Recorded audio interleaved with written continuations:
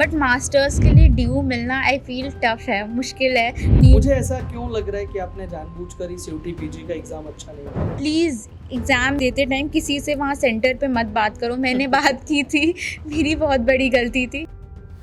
What is the main difference between paid batches and YouTube classes? Why you choose law as a career? India में law मेरे को लगता है तू आगे क्या करेगी कि क्या लग रहा है कि तू कुछ कर पाएगी या नहीं कर पाएगी? CLC मुझे बुलाएगा भी नहीं। जब मैंने पापा को सेंटर से निकलते ही कॉल किया था कि पापा मेरा नहीं होगा। हाय, नमस्कार, आदाब, सत श्री अकाल, क्या हाल चाल। मैं रोहित आप सभी का स्वागत करता हूँ Adaro47 पर। होप आप सभी बढ़िया होंगे। आपको पता है कि रैंकर्स की बैठक एक हमने सीरीज चलाई हुई है जहां पर हम रैंकर्स और टॉपर्स के साथ में बैठकर उनकी स्ट्रेटजी समझ रहे हैं कि उन्होंने कैसे प्रिपरेशन करी, क्या उनकी स्ट्रेटजी थी, चाहे वो सीयूटी पीजी एलएलबी हो, चाहे वो MSCT लॉ हो या फिर अदर लॉ एंट्रेंस एग्जाम हो। तो आज की सीरीज में MSCT लॉ टॉपर से हम यहाँ पर मिलेंगे जिनका नाम सेजल है और सेजल ने MSCT लॉ में 99.60 परसेंटाइल जो है वो यहाँ पर इनका बना है स्कोर। इसमें इसके साथ ही साथ में इन्होंने सीयूटी पीजी एलएलबी का भी एग्ज़ाम दिया था जिसमें कुछ रीजंस की वजह से इनका स्कोर थोड़ा सा डगमगाया था। वो सारी चीज़ें अभी हम यहाँ पर जानेंगे, समझेंगे कि क्या रीजंस रहे, कैसे उन्होंने प्रिपरेशन करी और वो क्या गलतियाँ हैं, वो क्या मिस्टेक्स हैं जो आपको नहीं करनी है। सो वेलकम सेजल, कैसी हो आप? सर बढ़िया हो, आप कैसे हो? मैं बढ़िया। कैसा लग रहा है आपको? बहुत ज़्यादा ओवरवेलमिंग, खुशी, हैप्पीनेस, हर चीज़ लाइक अवेटेड था ये मोमेंट। सो अगर मैं यहाँ पर बात करूँ, आपने जब प्रिपरेशन स्टार्ट की थी हाँ। तो आपका टारगेट, एक्चुअल में टारगेट क्या था? कि आपने मुझे जैसे बताया भी था कि आपने सीयूटी पीजी एलएलबी का भी एग्जाम दिया, MSCT लॉ का भी एग्जाम दिया, तो एक्चुअल में आपको कहाँ जाना था? GLC ही जाना था, बट मेरे पेरेंट्स का था बिकॉज मैं गोरखपुर से बिलोंग करती हूँ, तो गोरखपुर से दिल्ली का डिस्टेंस पास है और तो इसीलिए मेरे घर वालों ने बोला कि CVT PG दे दो। फिर मेरा CVT PG देने का कोई प्लान नहीं था, मेरे को दिल्ली नहीं रुकना था, बट फिर मेरे पेरेंट्स ने बोला तो फिर मैंने दे दिया था CVT PG। मन से नहीं दिया था, बट हाँ फिर एंड में मैं सीरियस हो गई थी। मैंने जून से पढ़ाई स्टार्ट कर दी थी एंड मैंने मतलब अच्छे से पढ़ना स्टार्ट तो कर दिया था, बट फिर हेल्थ रीजंस थे वगैरह वगैरह से मैंने पढ़ाई किया, बट एट दी एंड मेरा CVT PG में नहीं हुआ। कितना स्कोर? 137, 137। हाँ। तो अगर सीयूटी पीजी एलएलबी में आपका 137 स्कोर है, हाँ। MSCT लॉ में ये थोड़ा सा मतलब बचने वाली बात नहीं है Agree. कि 99.60% है। कैसे पॉसिबल? सर मैं जो CVT PG का पेपर था इस बार थोड़ा सा ट्रिकी आया था। पेपर इजी था, कोई भी इंसान अगर वो पढ़ा है, एक साल और पढ़ा आपने है। बताया भी कि सीयूटी पीजी को आपने बहुत ज़्यादा ध्यान नहीं दिया था और मैं IP से हूँ, IPCW दिल्ली यूनिवर्सिटी के अंडर आता है, तो मुझे था कि मुझे तो आराम से ही मिल जाएगा ना, मैं इतना क्यों पढ़ूँ इस चीज़ के लिए। बट फिर मेरे पेरेंट्स थे कि पढ़ना है CVT के लिए, तो मैंने बहुत कैजुअली दिया था, बट मैंने पढ़ाई की थी CVT PG के लिए, बट फिर मेरा नहीं हुआ था। एंड में कंक्लूजन यही था कि मेरा 137 स्कोर आया था, बट मैंने अटेम्प्ट ही 150 का किया था, तो मेरी एक्यूरेसी बहुत ही तगड़ी थी। 50 मार्क्स, 50 क्वेश्चंस किए थे। 50 क्वेश्चंस अटेम्प्ट? हाँ, 50 भी नहीं किए थे सर, 40। अच्छा, टोटल आपने स्कोर की बात करें तो टोटल आपने 150 मार्क्स का ही अटेम्प्ट किया था। ओके। एंड वहाँ 137 आए थे, तो मेरा एक्यूरेसी बहुत अच्छा था। एक्यूरेसी आई फील कि डिसेंट इनफ था, तो बट फिर मेरा नहीं हुआ था। फिर उसके बाद से तो मेरे को ये चीज़ डाइजेस्ट करने में लगा कि मैं DU की होके है ना, मेरे को DU नहीं मिलेगा अब 130 मुझे। लेकिन उससे पहले आपने मुझे बताया भी था, उससे पहले आपको थोड़ा सा कॉन्फिडेंस आ रहा था कि मैं तो DU की हूँ, हाँ, मुझे क्यों नहीं DU मिलेगा, सीयूटी तो इजी होता है बिकॉज UG तो दिया था। वो एक बार मुझे बताओ सर। UG तो CVT UG बहुत आसान है कंपैरेटिवली, सबका 100% आ जाता है। CVT UG is very easy, but masters के लिए DU मिलना आई फील टफ है, मुश्किल है। DU आसान नहीं है, मास्टर्स DU वालों के लिए भी, DU वालों के लिए भी। और आप मास्टर्स में देखोगे ज़्यादातर बच्चे स्टेट यूनिवर्सिटीज़ से आते हैं, बिकॉज उन्हें सक्सेस और हमें सक्सेस अर्ली मिल जाती है विच इज़ ड्यू, तो हमें लगता है ड्यू तो मिल ही जाएगा ना, हम लोग तो ड्यू से हमारा ड्यू कोटा भी तो लगेगा ना हमें तो मिल ही जाएगा। बट फिर मेरा नहीं हुआ, मतलब कंक्लूजन यही था कि मेरा नहीं हुआ। फिर मेरे को वो चीज़ डाइजेस्ट करने में मतलब बहुत टाइम लगा, एंड देन फिर 20 दिन में ही महाराष्ट्र सीईटी था। बट मेरे को पता था कि मेरा एंड गोल तो Maharashtra CET, but sir initially CVT PG जैसे एग्ज़ाम में जिसको मैंने बहुत लाइटली लिया था, उसमें अगर तुम्हारा 137 आए और फिर उसमें मेरे को वो मेंटली बहुत ज़्यादा वो होते कि यार इतना को इंसान 137 लोगों का बिना पढ़े आ जाता है। लेकिन आपने बोला कि आपने टोटल 150 मार्क्स के लिए हाँ। ही अटेम्प्ट किया था, हाँ तो उसमें से भी अगर 137 आ रहा है तो it's a good number. Sir, वो तो गधा इंसान होगा ना कि 150 का किया वो तो मैं तो की थी, मैंने तो गलती की है। सीवीटी पीजी का पेपर इस बार ट्रिकी था, मतलब कोई भी इंसान अगर अच्छे से पढ़ा है, मैं खुद बोल रही हूँ, अगर मैंने अपने थोड़ा सा ब्लेम, मैं एग्ज़ाम ट्रिकी था, मैं आधे टाइम अपने आप को ब्लेम गेम कर रही थी। मैंने 1.5 घंटे के पेपर में अपने आप को ब्लेम ही किया कि यार तुमसे सीयूटी पीजी का पेपर क्यों नहीं सॉल्व हो रहा है, इतना ईजी होता है। मैंने ब्लेम गेम ही किया है। अगर मैं ढंग से क्वेश्चन सॉल्व की होती तो मेरा ड्यू हो जाता, विदाउट एनी ड्यू कोटा, कुछ भी नहीं, मेरा ड्यू आराम से हो जाता, सीएलसी में मैं बैठी होती। बट फिर मेरे को ब्लेम ही कर रही थी और वो मेरे में कॉन्फिडेंस ही नहीं आ रहा था कि यार अब क्या, अब तो मेरे से नहीं होगा। मैं इसीलिए अगर पेपर टफ़ है तो प्लीज़ सबके लिए टफ़ है, तुम्हारे लिए टफ़ नहीं है तो प्लीज़। और तुमको वहाँ सिर्फ एक सीट लेनी है, तुम्हें वहाँ 10,000 बच्चों से नहीं लड़ना है, उससे मत डरो, तुम्हें एक सीट लेनी है। और पेपर टफ़ है तो सबका ख़राब होगा यार, तुम इतना क्यों डर रहे हो, सबका हो जाएगा। और अपने आप को प्लीज़ एग्ज़ाम देते टाइम किसी से वहाँ सेंटर पे मत बात करो। मैंने बात की थी, मेरी बहुत बड़ी गलती थी। मत बात करो, किसी से भी मत बात करो। अपना जितना पढ़े हो कॉन्फिडेंस रहो कि यार मेरा तो होगा, बाकी दुनिया का हो ना हो हम तो कर लेंगे, मेरा तो होगा, मैंने इतना तुम 1 साल से पढ़ रहे हो यार, हैव फेथ इन योरसेल्फ। इतना लो कॉन्फिडेंस के साथ नहीं चलेगा। और मैंने सीयूटी पीजी में यही गलती की थी, मेरे में कॉन्फिडेंस नहीं था। एंड तक जब मैं मॉक देती थी तो मॉक्स में तो पता चल ही जाता है सर कि कैसा है। मेरा मॉक्स में भी स्कोर 180 190 आता था। ओके। हाँ, मॉक्स में तो 190 180 तो मेरे को लगता था कि ठीक है यार, अब एक्चुअल पेपर में तो अच्छा आ जाएगा, थोड़ा ज़्यादा आ जाएगा। बट फिर मेरा थोड़ा सा कॉन्सेप्ट फ्लॉट था, फिर ठीक है। तो अब थोड़ा सा बात कर लेते हैं आपके एजुकेशनल बैकग्राउंड की, कि लाइक आपने ग्रेजुएशन में क्या किया हुआ है सर और उसके बाद में why you choose law as a career. Okay sir, graduation मैंने सोशियोलॉजी में किया है। मैंने पहले भी क्लैट दिया था, ऐसा नहीं था अच्छा, कि आफ्टर 12th आपने क्लैट दिया था। ओके। सो मेरे को लोअर एनएलयूज मिल रहे थे, हाँ। और कोची पटना वगैरह, तो मैंने नहीं लिया था और मैं ड्यू ज्वाइन कर ली थी। सोशियोलॉजी में मेरा ग्रेजुएशन हुआ है।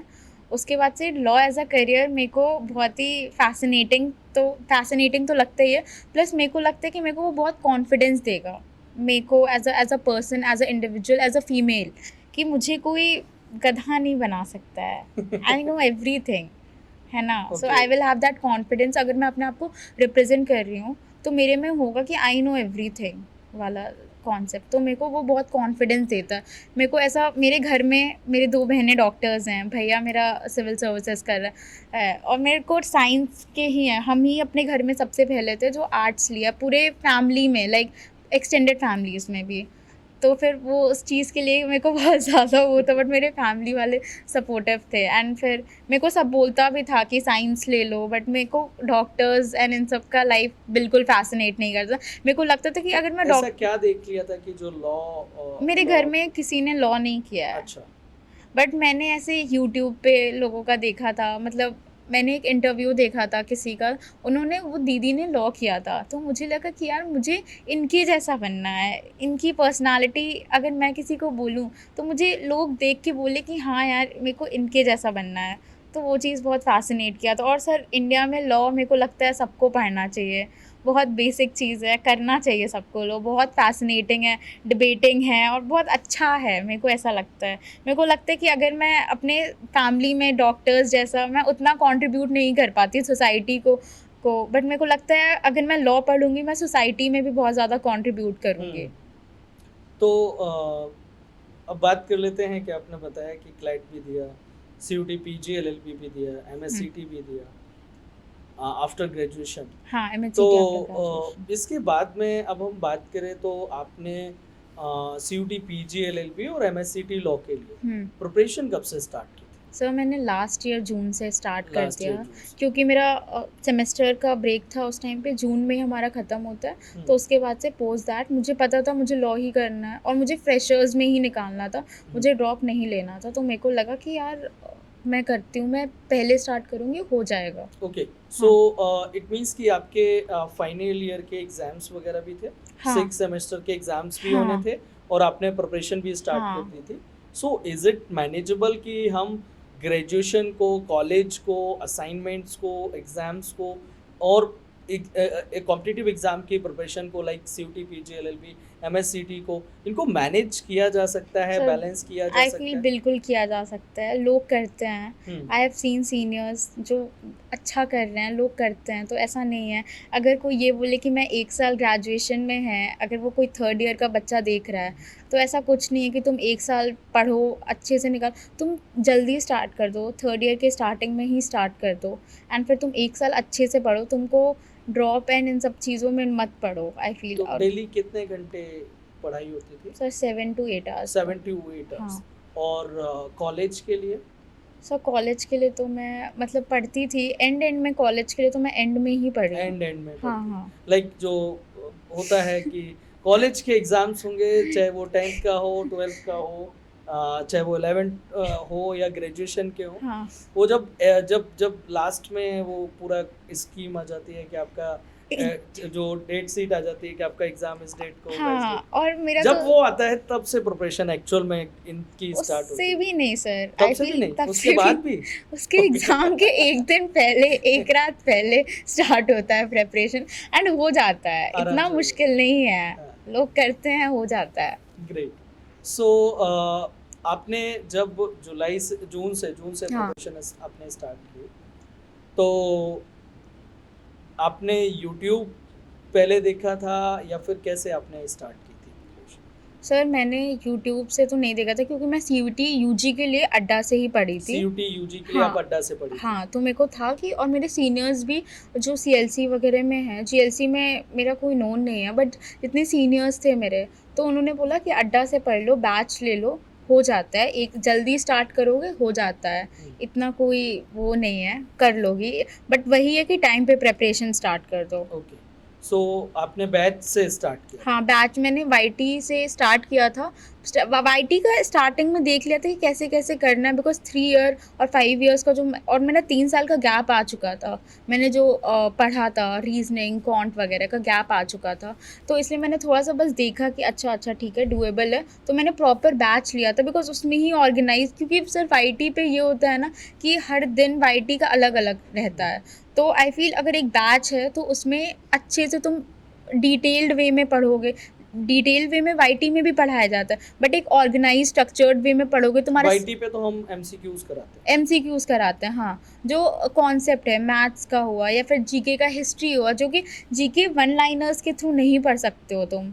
एंड में मैंने गलती किया था, वो मैंने पूरे साल भी न्यूज़पेपर नहीं पढ़ा, जो कि आई विल सजेस्ट कि प्लीज़ 1 साल का टाइम है तो प्लीज़ पढ़ो, न्यूज़पेपर्स पढ़ो, एंड में GK के लिए नहीं स्ट्रगल करना पड़ेगा क्योंकि रोहित सर बोलते थे, बट मेरे को लगता था कि नहीं, मैं कर लूँगी, मैं महान हूँ मैं कर लूँगी, बट ऐसा नहीं है, 1 साल पढ़ो, न्यूज़पेपर्स पढ़ो, कंसिस्टेंट रहो, हो जाएगा तुम्हारा। मेरा नहीं हुआ, मेरा एंड में नहीं हुआ CUT PG, but I feel 1 साल अच्छे लेकिन MSCT GLC तो हुआ।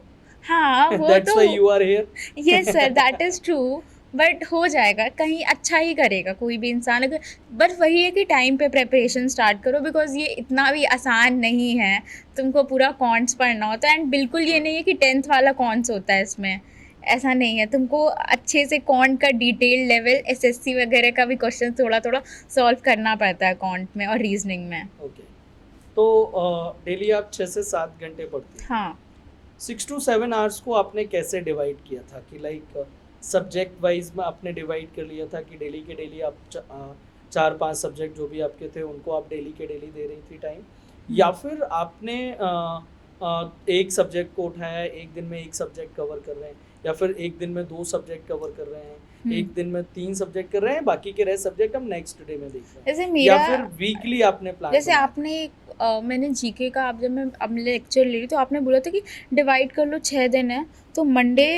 वेडनेसडे और थर्सडे फ्राइडे तुम कोई 3 सब्जेक्ट उठाओ same and Tuesday Thursday and Saturday 3 subject उठाओ एंड वो उसको पढ़ो जैसे मान लो तुम लॉजिकल कर रहे हो लीगल कर रहे हो और फिर तुम मान लो इंग्लिश कर रहे हो तो उसको एक दिन उठा लो फिर कॉन्ट करना है और कॉन्ट करना है फिर स्टैटिक जीके और करंट जीके का भी वो अलग होता है ना और फिर एक होता है English vocab and English grammar उसको भी मैंने डिवाइड कर लिया था वोकैब वाज समथिंग जो मैं हर दिन करती थी ऐसा इंग्लिश के लिए कोई वोकैब वाज हर दिन का मेरा था वोकैब करना है तो वैसे किया था और डिवाइड कर लो 6 दिन है 3 दिन में 3 टोटल 6 सब्जेक्ट्स होते हैं अगर सब्जेक्ट्स को भी ब्रेक करो तो एक होता है हाँ, लॉजिकल रीजनिंग में क्रिटिकल होता है और फिर एनालिटिकल पार्ट होता है तो तुम राइट, क्रिटिकल और एनालिटिकल पार्ट अच्छे से करो ओके। सो नाउ अभी अगर हम बात करें, तो आपने कितना टाइम पर्टिकुलर किस सब्जेक्ट को आप देती थी? सबसे ज़्यादा टाइम कौन से सब्जेक्ट को आपने दिया है मैथ्स अपनी प्रिपरेशन में? मैथ्स को ही दिया है मैथ्स को क्यों? मेरा मैथ्स नहीं अच्छा था एंड लोग नहीं, मतलब एक एक होता है ना कि जिस सब्जेक्ट से प्यार होता है, हाँ अपन उसको ज़्यादा टाइम देते हैं, नहीं वो मेरा ये इंटरेस्टिंग नहीं होता है। ये मेरी ये नहीं था ये मेरी बहन बोली थी देखो कंपटीशन निकालना है ना तो ये मन पसंद छोड़ दो कि इस हाँ, सब्जेक्ट को पढ़ना है क्योंकि मुझे लीगल और इंग्लिश बहुत पसंद था तो मैं उसमें सबसे कम टाइम देती थी बिकॉज मेरे को लगता था कि मैं एंड में भी कर लूँगी इसको और मेरे को मैथ्स नहीं पसंद था बट मेरी बहन ने बोला कि अगर निकालना है तो तुम यहाँ मन पसंद का नहीं चल रहे यहाँ खाना नहीं खाना है तुम्हें बाय फोर्स करना पड़ेगा बाय हुक एंड क्रुक तुम्हें जो चीज़ नहीं पसंद है जो जिस सब्जेक्ट से तुम सबसे ज़्यादा अनकंफर्टेबल हो उसको सबसे ज़्यादा टाइम दो और अपने मन पसंद का ये 1 साल छोड़ दो कि ये मन पसंद का सब्जेक्ट है इसको ज़्यादा पढ़ेंगे क्योंकि मन पसंद के सब्जेक्ट में तुम ऑटोमेटिकली एंड में अच्छा कर लोगे बिकॉज वो तुम्हें पसंद है तुम उसमें और डिटेल्ड में पढ़ोगे बट तुम अगर किसी का मैथ्स वीक है मेरा तो मैं मैथ्स को डिटेल्ड में और क्यों पढ़ूंगी मेरे को जितना आता है जितना टीचर्स ने करा दिया और एक्स्ट्रा कर लिया उतना ही मैं लेकर मैं मैथ्स का एकदम डिटेल्ड में नहीं सबसे पढ़ूंगी ज़्यादा फेवरेट सब्जेक्ट आपका इंग्लिश और लीगल था, इंग्लिश लीगल और जीके और जीके? जीके मेरे को बहुत पसंद था अच्छा। हाँ और मैथ्स जो था वो आपका उतना अच्छा आपको मन नहीं लगता था? जनरली मैथ्स में लोगों को इंटरेस्ट कम और रहता है, तो आपने उसको कैसे टैकल किया? सर पहली बात जो मैथ्स का जो बच्चे डर जाते हैं ना पहली बात तो मैं ये बोलूँगी कि देखो लॉ में जो मैथ्स आते हैं ना वो ईजी होता है डूएबल होता है कर लोगे तुम और अगर अगर तुम्हें ये लग रहा है कि मेरे कॉम्पिटिटर का मैथ्स अच्छा है अगर वो तुम्हारा कॉम्पिटिटर का मैथ्स अच्छा होता तो वो शायद इंजीनियरिंग कर रहा होता है ना तो उसका भी मैथ्स ख़राब है तो तुम अपने कॉम्पिटिटर से मत डरो कि उसका मैथ्स अच्छा है उसका ये सब्जेक्ट अच्छा है ना और मैथ्स को मैंने सर मैथ्स को सबसे ज़्यादा टाइम दिया था मैंने मतलब मैं दिन का 4-4 घंटा देती थी मैथ्स को और मतलब मेरे को तो याद है परसेंटेज का मेरा मैंने 20-25 दिन दिया है detail her level of questions करने में परसेंटेज को और ये बात है कि मैथ्स को जल्दी जैसे बैच स्टार्ट किया था maths was the one thing जिसको मैं एक क्लासेस नहीं छोड़ती थी मैं मैथ्स का करती थी कंसिस्टेंटली मुझे पता था कि अगर मैं नहीं करूँगी मेरा मैथ्स की वजह से ही कहीं सिलेक्शन नहीं रुक जाए तो फिर एमएससीटी के लिए तो मैथ्स करना नहीं होता है, हाँ हाँ फिर उस बीच में कैसे किया? ये तो मेरे लिए बहुत अच्छा चीज़ था ना कि एमएससीटी के लिए मैथ्स नहीं करना होता है तो फिर मतलब ये वन ऑफ द रीज़न है कि इसीलिए मैंने शायद एमएससीटी में एक्सेल कर लिया बिकॉज मैं जब मैथ्स पढ़ती थी मैं एकदम खुश नहीं रहती थी जब मैं ऐसे एमएससीटी के सब्जेक्ट्स मुझे बहुत फैसिनेट करते थे मतलब डूएबल थे वो मेरे को अच्छे लगते थे तो मेरे को लगता है इसीलिए शायद मेरा एमएससीटी में अच्छा स्कोर आया है परफेक्ट, परफेक्ट। तो ये तो हमने बात कर ली आपके स्ट्रेटजी की। नाउ हम बात करते हैं कि आपने अड्डा 247 से प्रिपरेशन स्टार्ट की। जैसे आपने बताया कि आपके सीनियर्स ने आपको सजेस्ट किया, आपके सीनियर्स ने आपको पेड बैच भी सजेस्ट किया। हाँ so what is the main difference between paid batches and YouTube classes? अगर हम मेन डिफरेंस की बात करें कि पेड हमारा कैसे डिफरेंट है यूट्यूब से?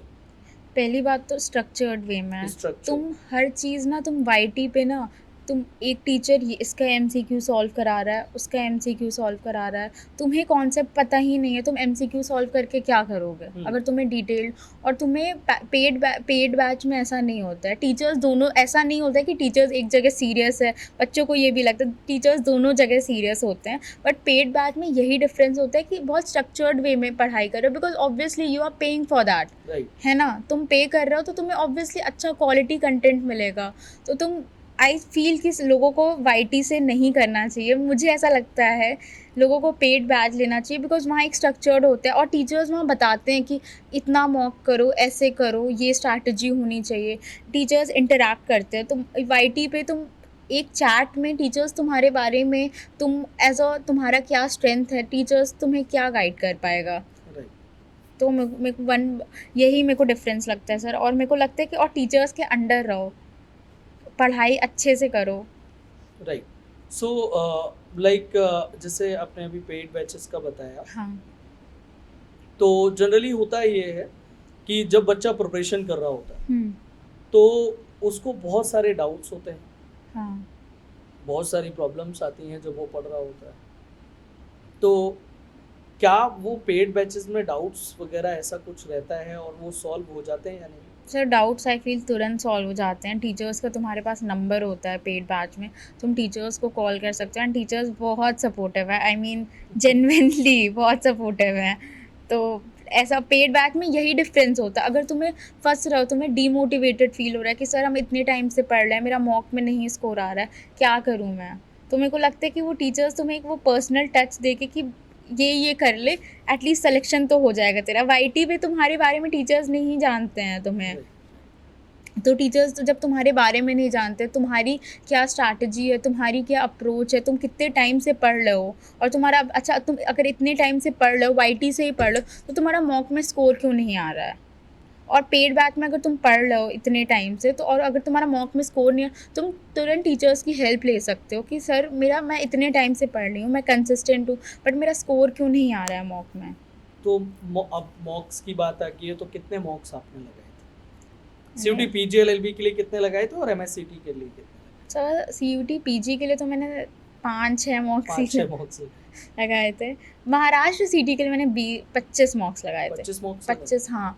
मैं हर दिन मॉक, वो जो 20 दिन का था ना, मैं हर दिन मॉक देती थी, बिकॉज मैंने सीयूटी पीजी के लिए पढ़ लिया था अच्छे से, एकदम अच्छे से पढ़ लिया था, इंग्लिश के कॉन्सेप्ट्स वगैरह क्लियर थे, मैथ्स था नहीं। मुझे ऐसा क्यों लग रहा है कि आपने जानबूझकर ही सीयूटी पीजी का एग्जाम अच्छा नहीं दिया? मेरे घर वालों को भी लगता है, मे भी ऐसा हो सकता है। क्योंकि सीयूटी पीजी एलएलबी की अगर हम बात करें तो आपने बोला कि मैंने अटेम्प्ट ही किए थे 150 मार्क्स के लिए, हाँ। लेकिन आपने उसके लिए मॉक्स भी कम लगाए हैं। हाँ। और एमएससीटी की अगर मैं बात करूं तो 25 मॉक्स, हाँ। और इसके लिए केवल 5 मॉक्स। हाँ। और मतलब इतना ज़्यादा कौन करता है कि लाइक मुझे आगे लॉ करना है, एलएलबी करना है, बट मैंने एग्जाम्स को इस वो कर दिया कि बस सीयूटी पीजी तुम हो तो तुम, सर तो तुम्हें सीयूटी मैं पीजी तवज्जो मैंने नहीं अपने दूंगी। घर वालों के कहने पे दिया था, one of the reason is this, क्योंकि मेरे पापा को चाहिए था कि मैं इधर ही रहूँ, दिल्ली में ही रहूँ। हाँ, तो इसीलिए मैंने मतलब पढ़ाई तो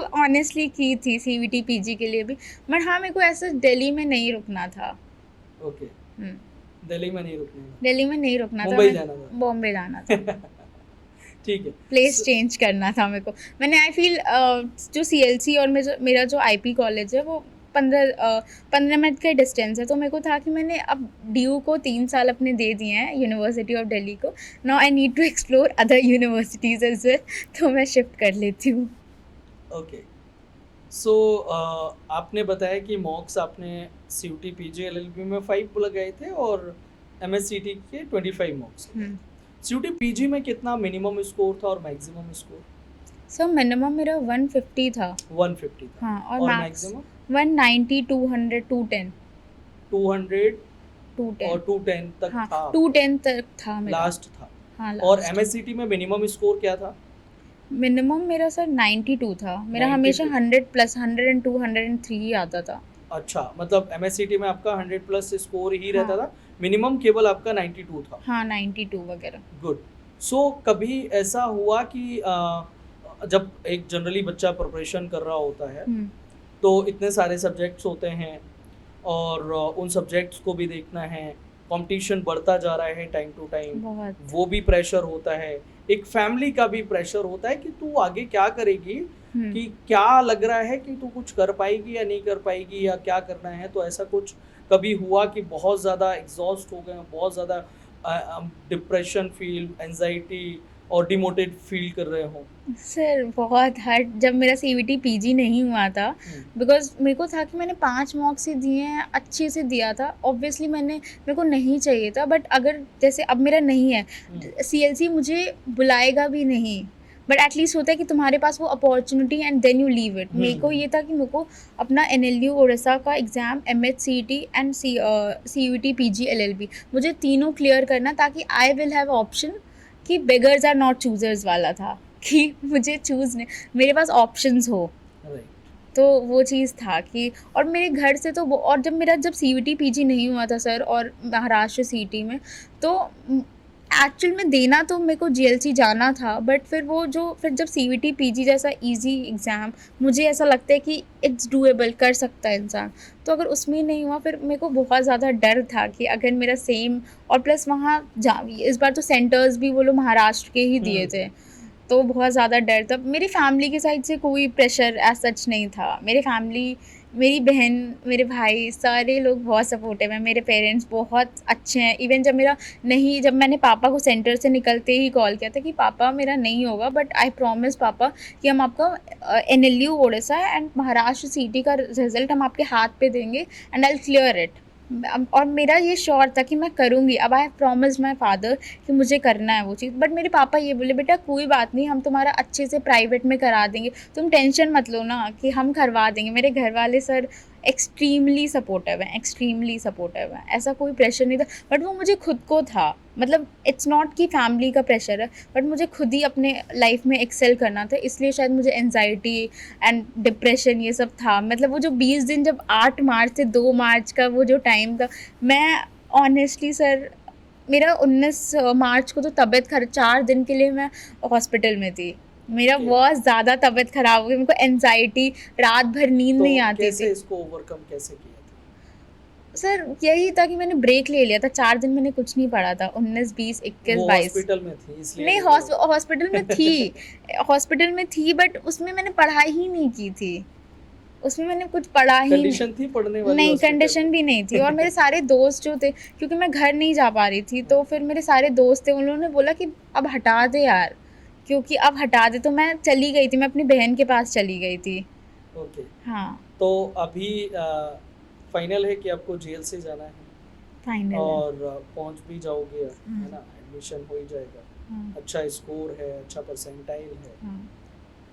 तो अब आगे का आपका क्या प्लान है कि आपको लॉ में लिटिगेशन में जाना है, जुडिशरी में जाना है, कॉर्पोरेट में जाना है, क्या आपका प्लान है? सर एज ऑफ नाउ अभी आई विल नॉट से कि मुझे यही करना है, बिकॉज शायद मे बी अभी मेरा कॉर्पोरेट का, बट मे बी क्या पता अगर मैं लिटिगेशन स्टार्ट करूँ, इंटर्नशिप्स एंड ऑल, तो I need to explore. I feel कि तभी मैं डिसाइड कर पाऊँगी, ओके इस फील्ड में, लिटिगेशन में आई कैन एक्सेल, या फिर कॉर्पोरेट में आई कैन एक्सेल।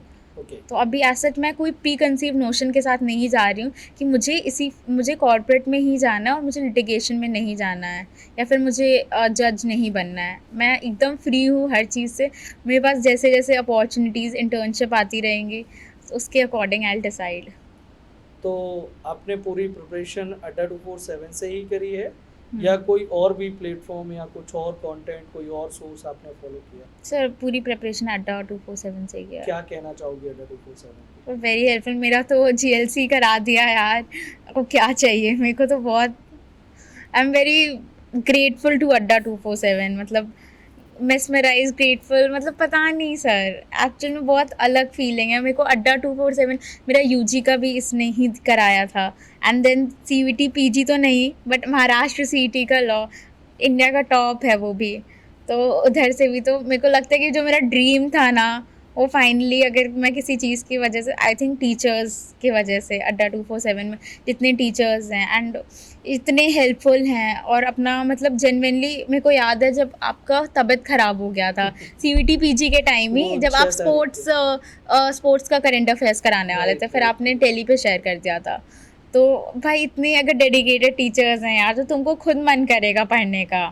अगर टीचर्स अपना इतना दे रहे हैं, एंड आई रिमेम्बर कि आप लाइव आए थे मैं हॉस्पिटल से। हॉस्पिटल से लाई, हाँ तो वो तो सडनली हो गया था वही सीन, एकदम से तबीयत खराब हुई और वो सब प्लान था, क्लासेस वगैरह सब हाँ लगी हुई थी, लास्ट मोमेंट पे छोड़ भी नहीं सकते थे। हाँ अंदर से था यार कि थोड़ा सा लग रहा था बट करना था। तो डॉक्टर तो मुझे रिलीज़ भी नहीं कर रहा था, मतलब लाइक 8 मार्च को जब आपका एग्ज़ाम था, हाँ बहुत लड़ झगड़ के उससे मैंने वो लिया और फिर उसके बाद फिर मैं सेंटर पे पहुंचा भी था। तो जो नोएडा के सेंटर्स पे 2 सेंटर्स पे मैं गया था, अच्छा तो मैंने बातचीत भी करी थी और फीडबैक्स भी लिए थे, तो था ओवरऑल ठीक एक्सपीरियंस रहा है। बाकी का तो तबीयत तो कभी भी कुछ भी हो सकता है, वो तो एक अलग हाँ। चीज़ है। बट सर इतना अगर कोई डेडिकेटेड टीचर हो ना, तो तुमको खुद मन करेगा यार कि यार वो इंसान, उनका तो मतलब उनका तो करियर सेटल्ड है, वो हमें हेल्प कर रहे हैं ताकि तुम लोग बेटा अच्छा कर लो, तुम लोग कहीं सेटल हो जाओ अच्छे से लाइफ में। तो तुमको खुद मन करेगा पढ़ने का कि यार एक्चुअल में इन लोगों को प्राउड करना है भाई, जो मेरे लिए इतना कर रहे हैं, इतना अपना पर्सनल टाइम, अपना फैमिली टाइम, हर तबीयत हेल्थ को छोड़ के तुम्हारे लिए कंसिस्टेंटली क्लासेस ले रहे हैं, तुम्हें सपोर्ट कर रहे हैं। तुमको अगर कोई कुछ डर है, एनजाइटी है, तो तुम उन्हें कॉल कर लो, सर अब नहीं हो रहा है, वो मोटिवेट करेंगे। अगर कोई इतना कर रहा है यार तुम्हारे लिए, तो फिर तुमको खुद मन करेगा पढ़ने के लिए। सो अड्डा 247 के लिए दो, केवल 2 वर्ड अगर मैं बोलूँ तो क्या कहना चाहूँगा? हेल्पफुल बहुत था मेरे लिए। एंड अभी सर, अभी मैं इधर बैठी हूँ ना, तो मेरे को ऐसा ऐसा लग रहा है कि ड्रीम था। आई एक्चुअली मैनिफेस्टेड दिस कि मैं आपके साथ बैठूंगी, बिकॉज जीके मुझे बहुत पसंद था, क्योंकि मैं न्यूज़पेपर नहीं पढ़ती थी, क्योंकि मेरा कॉलेज वगैरह भी रहता था। तो फिर जीके के लिए आप ही थे, तो मेरे को था कि यार अगर मैं रोहित सर से कभी मिलूंगी तो मैं बोलूँ कि सर मैं आपकी स्टूडेंट थी, और मेरे को मतलब बहुत अच्छा लगा, आपकी वजह से मुझे इंटरेस्ट आया, तो वो चीज़ था। Okay, so thank you so much Thank you so much, Sejal. sir. Sejal, आपने पूरी ऑनेस्टी से सारी चीज़ें आपने शेयर करी, सब कुछ आपने बताया। और लास्ट में मैं चाहता हूँ कि आप जो बच्चे इस बार प्रिपरेशन कर रहे हैं हाँ। उनको आप कुछ बोलें और उसके बाद में हम इस पॉडकास्ट को यहीं पे एंड करें। आई विल से कि यार थोड़ा सा जल्दी प्रिपरेशन, थर्ड ईयर के स्टार्ट में प्रिपरेशन स्टार्ट कर दो अगर तुम सीरियस हो। एंड तुम प्लीज़ ड्रॉप वगैरह का ये मत सोचो, लोग निकाल लेते हैं, मैंने निकाला है भाई, मेरे से पहले भी बच्चों ने निकाला है, और मेरे साथ भी बहुत बच्चों ने निकाला है फ्रेशर्स में। तो तुम ड्रॉप वगैरह का मत सोचो, जल्दी प्रिपरेशन, 1 साल के लिए प्रिपरेशन स्टार्ट कर दो। And I feel 1 year is a doable time कि तुम अच्छे से यार तुम टॉप कर लोगे, सीट नहीं, तुम टॉप कर लोगे एग्ज़ाम। सो आई फील अच्छे से टाइम के साथ, and have faith in your self. And paper tough है तो सबके लिए टफ है, तुम्हारे लिए टफ नहीं है। और एग्ज़ाम में अपने आप को ब्लेम मत करना कि मैंने पढ़ाई नहीं की, क्वेश्चन सॉल्व करो, बाद में अपने आप को मार लेना, कुछ भी करना होगा बाद में कर लेना, बट उस टाइम पे 1.5 घंटे तुम्हारी लाइफ के वो सबसे इम्पॉर्टेंट 1.5 आवर्स हैं, जो तुम्हारा आगे का 3 साल डिफाइन करेगा कि तुम कौन से सिटी में रहोगे। So please have faith in your self and confidence रखो। और एग्ज़ाम के सेंटर में किसी से बात मत करो, किसी का ओपिनियन मत जानो, किसी ने कहाँ से क्या पढ़ रखा है। तुम अपने टीचर्स पे, अपने पेरेंट्स, सब पे कॉन्फिडेंस रहो कि यार हम निकाल लेंगे। एंड कॉन्फिडेंस, किसी भी एग्ज़ाम को क्रैक करने के लिए कॉन्फिडेंस बहुत इंपॉर्टेंट है। एंड जब मेरा महाराष्ट्र सीटी नहीं हुआ था, तो मैंने अपनी बहन को कॉल किया था कि यार मेरा ना महाराष्ट्र सीटी नहीं हुआ, मतलब मेरा CVT PG तो नहीं हुआ है जुंदी। तो वो बोली कि यार मीकू एंड तक लगे रहो, कहीं ना कहीं तो हो ही जाता है, सबका हो जाता है, बस गिव अप मत करना एंड कॉन्फिडेंस रहो। कॉन्फिडेंस सबसे ज़्यादा मैटर करता है। अगर तुम 1 साल से पढ़ रही हो तो भगवान दे देगा, बिलीव इन गॉड, अच्छा करेंगे। अगर मान लोते हैं कि अगर नेक्स्ट ईयर तुम्हारा CUT PG, मान लो महाराष्ट्र CT पहले हो जाता है एंड CUT PG बाद में होता है, एंड तुम्हारा नहीं होता है उस एग्ज़ाम में, तो डरना नहीं। अगर तुम 1 साल से पढ़े हो और डेडिकेटली पढ़े हो ना, तो तुम अच्छा कर लोगे, तुम्हारा भगवान अच्छा तुमको दे देगा। इस पे मैं अक्सर करके बोलता भी हूँ, मुझे यहाँ पे 2 लाइनें भी याद आ गई, पंजाबी में है हाँ और मेरी बहुत ज़्यादा फेवरेट है, मैंने अक्सर करके क्लासेस में बोली हुई है हाँ कि जैसे अभी आपने बताया कि CUT PG LLB नहीं हुआ, हाँ तो नेक्स्ट ऑप्शन था MSCT था, जिस हाँ। पे आप फोकस कर सकते थे। तो ਲਾਈਨ ਇਹ ਕਿ ਜਦੋਂ ਇੱਕ ਦਰਵਾਜ਼ਾ ਬੰਦ ਹੁੰਦਾ ਹੈ ਤਾਂ ਦੂਜਾ ਖੁੱਲਦਾ ਵੀ ਹੈ हाँ ਜਦੋਂ ਇੱਕ ਦਰਵਾਜ਼ਾ ਬੰਦ ਹੁੰਦਾ ਹੈ ਤਾਂ ਦੂਜਾ ਖੁੱਲਦਾ ਵੀ ਹੈ ਬਟ ਅਸੀਂ ਬੰਦ ਦਰਵਾਜ਼ੇ ਵੱਲ ਇੰਨੇ ਅਫਸੋਸ ਨਾਲ ਵੇਖਦੇ ਹਾਂ ਕਿ ਸਾਨੂੰ ਖੁੱਲਾ ਦਰਵਾਜ਼ਾ ਨਜ਼ਰ ਹੀ ਨਹੀਂ ਹੁੰਦਾ मतलब जब एक दरवाज़ा बंद होता है तो दूसरा खुलता है हाँ लेकिन हम बंद की तरफ इतने अफसोस से देखते हैं कि हमें खुला हुआ नज़र ही नहीं आता हाँ तो कहने का मतलब ये है कि आपका CUT PG LLB का एग्ज़ाम नहीं हुआ तो वो 2 4 5 दिन जो 10 दिन आपके गए आपने हाँ। उस पूरा ध्यान आपका वहीं पर था बट आपके लिए नेक्स्ट अपॉर्चुनिटी आपका वेट कर रही थी दैट इज़ हाँ। MSCT लॉ हाँ तो वही चीज़ है कि एक मौका गया है तो दूसरा मौका आएगा एक अपॉर्चुनिटी गई है दूसरी अपॉर्चुनिटी आएगी बस आपको लगे रहना एंड तक लगे रहना है एंड अगर और तुम प्लीज़ टाइम पे प्रिपरेशन स्टार्ट कर देना क्योंकि मैंने कुछ अपने फ्रेंड्स को देखा उन्हें रिग्रेट भी नहीं है अभी कि वो लोग एक साल ड्रॉप ले रहे हैं but please drop and in सब में अगर तुम्हारे पास टाइम है तुम्हें पता है अगर तुम इट्स नॉट अबाउट लॉ तुम्हें पता है कि अगर तुम्हें ये चीज़ करना है तो तुम जल्दी कर दो तुम ट्राई करो फ्रेशर्स में ही निकाल लो और ड्रॉप ईयर सर अच्छा नहीं होता है right. ड्रॉप ईयर्स में बहुत सारे फैमिली का कुछ नहीं होता है अगर फैमिली कुछ लोगों का फैमिली का भी होता है बट फिर आई फील तुम खुद से ही आधे टाइम लड़ते रहते हो ड्रॉप ईयर में तो टाइम पे प्रिपरेशन स्टार्ट कर दो एंड कॉन्फिडेंस रखो अगर एक एग्ज़ाम ख़राब हुआ है इसका मतलब ये नहीं है कि तुम फेल हो या फेलियर हो जाएगा अच्छे से कर लोगे तुम have faith in your self कर लोगे so thank you so much Sejal आपने सारी चीज़ें शेयर करी आपने सब कुछ बताया कि कैसे आपने प्रिपरेशन करी क्या आपकी स्ट्रेटजी थी कितने घंटे आपने पढ़े कहाँ से आपने तैयारी करी और अड्डा ने आपको कैसे हेल्प किया तो आज के इस सेशन को हम इसी के साथ में वाइंड अप करेंगे एंड करेंगे आपको मेरी तरफ से हमारी पूरी टीम की तरफ से पूरे Adado47 की तरफ से बहुत सारी बेस्ट विशेस हैं आप लाइफ में बहुत आगे बढ़ें बहुत ग्रो करें जहाँ भी हमारे सपोर्ट की जहाँ भी हमारे हेल्प की नीड होगी हम हमेशा आपके साथ हैं thank you so so much sir